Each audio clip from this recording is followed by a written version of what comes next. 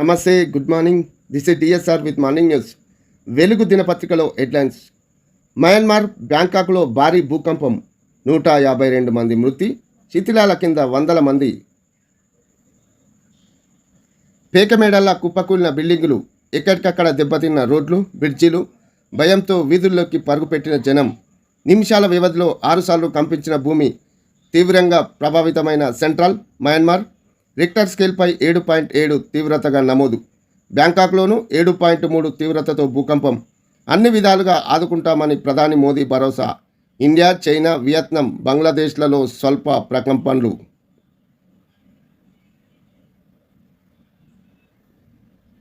భూకంపం దాటికి Myanmar, Bangkok చిగురుటాకులా వణికిపోయాయి. చాలా బిల్డింగులు పేకమేడల్లా కుప్పకూలిపోయాయి. జనమంతా భయంతో వీధుల్లోకి పరుగులు తీశారు. నిమిషాల వ్యవధిలోనే 6 సార్లు భూమి కంపించింది. మెయిన్ రోడ్లు, బ్రిడ్జిలు పూర్తిగా దెబ్బతిన్నాయి. ఆఫీసులు, షాపింగ్ మాల్స్ గోడలు పగుళ్ళు ఏర్పడ్డాయి. ప్లాట్ఫామ్పై ఉన్న మెట్రో రైళ్లు ఊగిపోయాయి.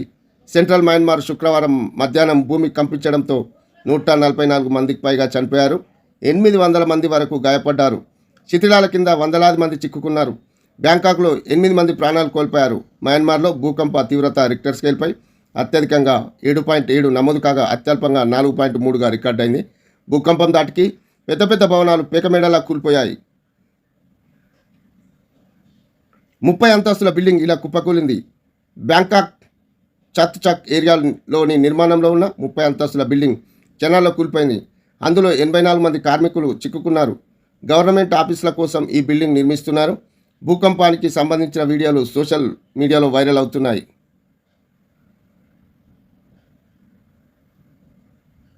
భావ ప్రకటన స్వేచ్ఛను కాపాడడం కోర్టుల బాధ్యత. భావ ప్రకటన స్వేచ్ఛపై సుప్రీంకోర్టు కీలక వ్యాఖ్యలు చేసింది. భావ ప్రకటన స్వేచ్ఛను కాపాడడం కోర్టుల బాధ్యత అని తెలిపింది. ఫ్రీడమ్ ఆఫ్ స్పీచ్పై ఆంక్షలు విధించాల్సి వస్తే అవి సహేతుకంగా ఉండాలి తప్ప ఊహాజనితంగా కాదని పేర్కొంది. డబ్ల్యూటీఓకు నిధులు కట్. అధికారం చేపట్టి నుంచి సంచలన నిర్ణయాలు తీసుకుంటున్న అమెరికా అధ్యక్షుడు ట్రంప్ తాజాగా మరో నిర్ణయం తీసుకున్నారు. వరల్డ్ ట్రేడ్ ఆర్గనైజేషన్ డబ్ల్యూటీఓకు అమెరికా ఇచ్చే నిధుల్లో కోత పెట్టారు. బెంగళూరు గెలుపు. ఐపీఎల్లో బెంగళూరు రెండో విజయాన్ని సొంతం చేసుకుంది. శుక్రవారం జరిగిన లీగ్ మ్యాచ్లో 50 రన్స్ తేడాతో చెన్నై సూపర్ కింగ్ను ఓడించింది. బెంగళూరు 20 ఓవర్లో 196 రన్స్ చేయగా చెన్నై 146/8 స్కోర్కే పరిమితమైంది. 1వ తారీఖు నుంచి రేషన్ షాపుల్లో సన్నబియ్యం. ఉగాది రోజున హుజూర్నగర్లో సీఎం ప్రారంభిస్తారు మంత్రి ఉత్తమ్. క్రమంగా ఉప్పు, పప్పు లాంటి నిత్యావసరాలు అందిస్తాం. క్యూఆర్ కోడ్తో 30 లక్షల కొత్త కార్డులు ఇస్తాం. రాష్ట్రంలో ఎక్కడైనా రేషన్ తీసుకునే వెసులుబాటులు కల్పిస్తున్నామని వెల్లడి. వచ్చే నెల 1వ తారీఖు నుంచి రాష్ట్ర వ్యాప్తంగా రేషన్ షాపులో సన్నబియ్యం పంపించేస్తామని పౌర సరఫరాల శాఖ మంత్రి ఉత్తమ్ కుమార్ రెడ్డి తెలిపారు. ఈ నెల 30న ఉగాది రోజు నల్గొండ జిల్లా హుజూర్నగర్లో సీఎం రేవంత్ రెడ్డి చేతుల మీదుగా సన్నబియ్యం పంపిణీ కార్యక్రమాన్ని ప్రారంభిస్తాం. ఏప్రిల్ 1 నుంచి రాష్ట్ర వ్యాప్తంగా అమలు చేస్తాం. క్రమంగా ఉప్పు, పప్పు లాంటి నిత్యావసరాల సరుకులు కూడా రేషన్ షాపుల్లో అందిస్తామని చెప్పారు. శుక్రవారం హైదరాబాద్లో సెక్రటేరియట్లో మంత్రి ఉత్తమ్ మీడియాతో మాట్లాడారు.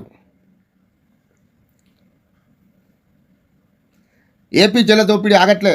నాగార్జున సాగర్ కుడి కాల్వ నుంచి యథేచ్ఛగా నీటి తరలింపు. రోజుకు సగటున 7,000 క్యూసెక్ల మళ్లింపు. నీటి విడుదలను 5,000 క్యూసెక్లకు తగ్గించుకుంటామని గత నెలలో ఏపీ హామీ. కానీ అందుకు విరుద్ధంగా వ్యవహరిస్తున్నప్పటికీ 13 టీఎంసీలు ఎత్తుకెళ్లి ఈయన పక్క రాష్ట్రం. సాగర్ టెయిల్ పాండ్ నుంచి మరో 4 టీఎంసీలు కూడా పంటలకు నీళ్లకు పేరుతో చేపలకు చెరువులకు తరలింపు. ప్రస్తుత సాగర్లో 521 అడుగుల మేర నీళ్లు. ఇంకో అరడుగు తగ్గితే సాగునీటికి నో ఛాన్స్. మనం డెడ్ స్టోరేజ్ నుండి మోటార్లను పెట్టుకొని తోడుకోవాల్సిన దుస్థితి.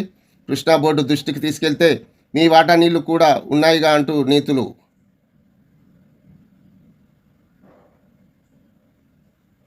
626 మంది టీచర్లు మ్యూచువల్ బదిలీ. ఈ నెలలో రిటైర్ అయ్యే వాళ్ళు వెంటనే రిలీవ్ ఇవ్వాలని విద్యాశాఖ ఆదేశం. రాష్ట్రంలో కొత్తగా మ్యూచువల్ బదిలీల కోసం ఎదురు చూస్తున్న టీచర్లకు సర్కార్ గుడ్ న్యూస్ చెప్పింది. 626 మంది టీచర్లు మ్యూచువల్ ట్రాన్స్ఫర్లు చేస్తూ స్కూల్ ఎడ్యుకేషన్ డైరెక్టర్ నర్సిరెడ్డి ఉత్తర్వులు జారీ చేశారు. ఈ నెల 31న రిటైర్ అయ్యే టీచర్లు వెంటనే రిలీవ్ కావాలని ఆదేశించారు. మిగిలిన వారిని విద్యా సంవత్సరం లాస్ట్ వర్కింగ్ డే ఏప్రిల్ 23న రిలీవ్ చేయాలని పేర్కొన్నారు. ప్రస్తుతం 10వ తరగతి పరీక్షలు జరుగుతున్న అందున ఈ నిర్ణయం తీసుకున్నట్టు ఉత్తర్వులు వెల్లడించారు. గల్ఫ్ నూతన కుటుంబాలకు 3.3 కోట్ల ఎక్స్ గ్రేషియా 66 మంది కుటుంబాలకు 5 లక్షల చొప్పున చెల్లింపు. ఉడుకుతున్న రాష్ట్రం, ముదురుతున్న ఎండలు, 40 డిగ్రీలు దాటిన ఉష్ణోగ్రతలు. అత్యధికంగా ఆదిలాబాద్ జిల్లా నేరేడిగొండలో 41 డిగ్రీలు. మరో 2 రోజులు ఇదే పరిస్థితి ఉంటుందన్న వాతావరణ శాఖ. 25 జిల్లాలకు ఆరెంజ్ అలర్ట్, వడగాల్పులపై కేంద్రం అడ్వైజరీ. రాష్ట్రంలో ఎండలు మండిపోతున్నాయి, ఉష్ణోగ్రతలు క్రమంగా పెరుగుతున్నాయి. ఓ 2 జిల్లాలు మినహా రాష్ట్రమంతా ఇప్పటికే 40 డిగ్రీలు దాటాయి. శుక్రవారం అత్యధికంగా ఆదిలాబాద్ జిల్లా నేరేడిగొండలో 41 డిగ్రీలు ఉష్ణోగ్రత నమోదుకోగా, జగిత్యాల జిల్లా గోదూరు, గద్వాల్లో, మల్టకల్లో, మంచిర్యాల్లో, జానకపూర్లో, నల్గొండలో, దామర్చెల్లాలో, నిజామాబాద్లో, దర్పల్లిలో 40.9 డిగ్రీల చొప్పున టెంపరేచర్లు నమోదయ్యాయి. ఇంకా మరో 4 జిల్లాల్లో 40.8, 3 జిల్లాల్లో 40.7 డిగ్రీలు చొప్పున టెంపరేచర్లు రికార్డయ్యాయి. కేంద్ర ఉద్యోగులకు డిఏ 2% పెంపు. 1.5 కోట్ల మంది ఉద్యోగ పెన్షనర్లకు లబ్ధి. కేబినెట్ నిర్ణయం. ఎలక్ట్రానిక్స్ కాంపోనెంట్ ఉత్పత్తి 23,000 కోట్లతో పిఎల్ఐ స్కీమ్. కొత్తగా 90,000 మందికి ఉపాధి అవకాశాలు. పొటాష్, ఫాస్ఫరేట్ ఎరువులపై 37,000 కోట్ల సబ్సిడీ. బీహార్లో 3,700 కోట్లతో పాట్నా ససారం కారిడార్ ప్రాజెక్టు. కోసి మోచి ఇంట్రాస్టేట్లో లింక్ ప్రాజెక్టుకు 3,652.56 కోట్లు. రిటైల్ ఉద్యోగులకు ఉద్వాసన.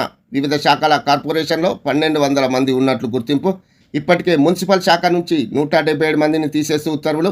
తాజాగా పంచాయతీరాజ్ శాఖలో 47 మంది తొలగింపు. ఏడాది కిందే సమాచార సేకరణ ఎట్టకేలకు నిర్ణయం. ఖజానాకు ఆదాతో పాటు డేటా లీక్ ఆగుతుందని భావిస్తున్న రాష్ట్ర ప్రభుత్వం. అనుమానాస్పద స్థితిలో 3 చిన్నారులు మృతి. చికిత్స పొందుతున్న తల్లి. రాత్రి పెరుగన్నం తిని పడుకున్న తల్లి, పిల్లలు. విషప్రయోగమా, ఫుడ్ పాయిజనా? సంగారెడ్డి జిల్లా అమీన్పూర్లో ఘటన. సంగారెడ్డి జిల్లా అమీన్పూర్లో మున్సిపాలిటీ పరిధిలో 3 చిన్నారులు అనుమానాస్పద స్థితిలో మృతి చెందారు. చిన్నారుల తల్లి కూడా ఆసుపత్రిలో చికిత్స పొందుతుంది. శుక్రవారం తెల్లవారుజామున జరిగిన ఈ ఘటనపై అనేక అనుమానాలు వ్యక్తమవుతున్నాయి. ఫుడ్ పాయిజన్ వల్ల ఈ మరణాలు సంభవించాయా, లేక పిల్లలకు విషమిచ్చి చంపారా అనే విషయం కోణంలో పోలీసులు దర్యాప్తు చేస్తున్నారు. అమీన్పూర్ మున్సిపాలిటీ రాఘవేంద్ర కాలనీలో ఆవురి చింతల చిన్నయ్య భార్య రజిత ఆలియాస్ లావణ్య 3 పిల్లలతో కలిసి నివసిస్తున్నారు. చెన్నయ్య స్వస్థలం రంగారెడ్డి జిల్లా తలకొండపల్లి మండలం మెడకపల్లి గ్రామం కాగా అమీన్పూర్కు వచ్చి వాటర్ ట్యాంకర్ నడుపుకుంటున్నారు. ఈనాడు దినపత్రికలో హెడ్లైన్స్. థాయిలాండ్, మయన్మార్లో భూ విలయం. 2 దేశాల్లో 150 మందికి పైగా మృతి, 750 మందికి పైగా గాయాలు. 12 నిమిషాల వ్యవధిలో 2 భారీ భూకంపాలు. బ్యాంకాక్లో కుప్ప కూలిన 33 అంతస్తుల భవనం. శిథిలాల కింద 100 మందికి పైగా. మయన్మార్లో 1000 పడకల కొత్త ఆసుపత్రి నేలమట్టం. పలు భవనాలు, వంతెనలు, ఒక డ్యాం ధ్వంసం. ప్రాణభయంతో వీధుల్లోకి పరుగులు తీసిన ప్రజలు. 2 భూకంప కేంద్రాలు. మయన్మార్లోని మృతుల సంఖ్య భారీగా పెరిగే అవకాశం. థాయిలాండ్ రాజధాని బ్యాంకాక్లో భూకంప తీవ్రతకు పేకమేనలా కూలిపోతున్న భవనం. గుండె ఆగినంత పనైంది. హోటల్లో 35వ అంతస్తు నుంచి మెట్ల మార్గంలో పరిగెత్తి ప్రాణాలు కాపాడుకున్నాం. రామగుండం ఎమ్మెల్యే రాజ్ ఠాకూర్ భార్య మునాలి. భూకంప తీవ్రతకు మయన్మార్లో నిలువున చీలిన ఓ రహదారి. కండరాలను కాపాడుకోండి. ఇంట బయట బాధ్యతల బరువును మోసే ఆధునిక మహిళలకు కండరాల క్షీణత పెనుముప్పుగా మారుతుంది. రోజువారీ పనులను సంక్లిష్టం చేసే ఈ సమస్యను కనిపెట్టడం ఎలా? అధ్యయన దశలో ఉన్న సిసిఆర్ పరీక్ష వివరాలేంటి? కండర పటుత్వాన్ని పెంచుకోవడానికి మహిళలు ఏం చేయాలి? విజయవాడలో Akkineni hospital chairperson, American board of anti aging and regenerative medicine డిప్లొమాటివ్గా వ్యవహరిస్తున్న డాక్టర్ మణి అక్కినేని ఈనాడుకు తెలిపిన వివరాలు 3వ పేజీలో. హైదరాబాద్లో రాత్రులు సెగలు. శివార్లతో పోలిస్తే నగరంలో భిన్న వాతావరణం. గాలిలో తగ్గుతున్న తేమ శాతం, రెట్టింపైన నిర్మాణాలతో పెరిగిన వేడి తీవ్రత. సిఎస్ అధ్యయనంలో ఆసక్తికర అంశాలు. రాష్ట్రంలో మండుతున్న ఎండలు, సాధారణం కన్నా పెరిగిన ఉష్ణోగ్రతలు. ఆదిలాబాద్ జిల్లా నేరేడిగొండలో 41 డిగ్రీల నమోదు. నేడు రేపు ఎల్లుండి మరింత తీవ్రం. డిగ్రీలో ప్రతి సెమిస్టర్కు ఓ technology subject. BA, BCom, BSc కోర్సులో పక్కగా అమలు. చివరి ఏడాది 2 ఇంటర్న్షిప్లు. సిలబస్ మార్పుపై కసరత్తు కొలిక్కి. తెలంగాణలో విద్యార్థులు డిగ్రీ పూర్తి చేస్తే ఆ పట్టతో జాబ్ మార్కెట్లో ఉద్యోగం పొందాలి, లేదంటే కేంద్ర రాష్ట్ర ప్రభుత్వాలు బ్యాంకింగ్ రంగాల్లో పోటీ పరీక్షలకు ఎటువంటి ప్రత్యేక కోచింగ్ లేకుండా పోటీ పడాలి. ఇవి కాదంటే వారే సొంతంగా స్వయం ఉపాధి చూసుకునేలా తయారవ్వాలన్నదే మా లక్ష్యమని ఉన్నత విద్యామండలి స్పష్టం చేస్తుంది. అనుగుణంగా 2 నెలలుగా సిలబస్లో మార్పులు చేర్పులపై కసరత్తు చేస్తుంది. మే 6న ఓఎంసీ కేసులో తీర్పు. సిబిఐ కోర్టులో ముగిసిన వాదనలు. 13 ఏళ్ల పాటు విచారణ. సుప్రీంకోర్టు ఆదేశాలతో ఎట్టకేలకు ముగింపు. జస్టిస్ వర్మ బదిలీ ఖరారు. కేంద్ర నోటిఫికేషన్. ఆయనకు ఏ పని అప్పగించొద్దన్న సుప్రీం. కేంద్ర ప్రభుత్వ ఉద్యోగులు పెన్షనర్లకు టీఏ 2% పెంపు.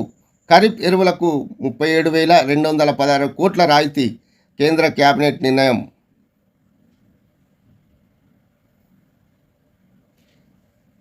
నేరుగానే ఎలక్ట్రిక్ బస్సుల కొనుగోలు. సూత్రప్రాయకంగా నిర్ణయించిన ఆర్టీసీ అనుమతి కోసం త్వరలో దసరం. ఆర్థిక శాఖకు సీఎంకు.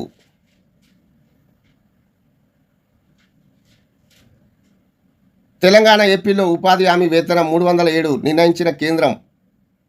తెలంగాణ ఆంధ్రప్రదేశ్ రాష్ట్రాల్లో ఉపాధి హామీ రోజువారీ వేతనాన్ని 307గా నిర్ణయిస్తూ కేంద్ర గ్రామీణాభివృద్ధి శాఖ శుక్రవారం ఉత్తర్వులు జారీ చేసింది. కేంద్ర ప్రభుత్వం ఏటా ఆర్థిక సంవత్సరం ప్రారంభం కావడానికి ముందు వేతనాలను సవరిస్తూ ఉంది. అందులో భాగంగానే 25-26 సంవత్సరానికి ఈ కొత్త వేతనాలు ప్రకటించింది. 2024-25తో పోలిస్తే ₹7 ఎక్కువగా పెంచింది. దేశంలో అత్యధికంగా హర్యానాలో రోజువారీ వేతనాన్ని 400గా నిర్ణయించింది.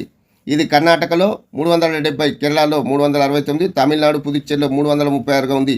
ఏపీలో 2014లో 167గా ఉన్న రోజువారీ వేతనం 12 ఏళ్లలో 83% పెరిగింది. ఊట నీరే పంటకు ఊపిరి.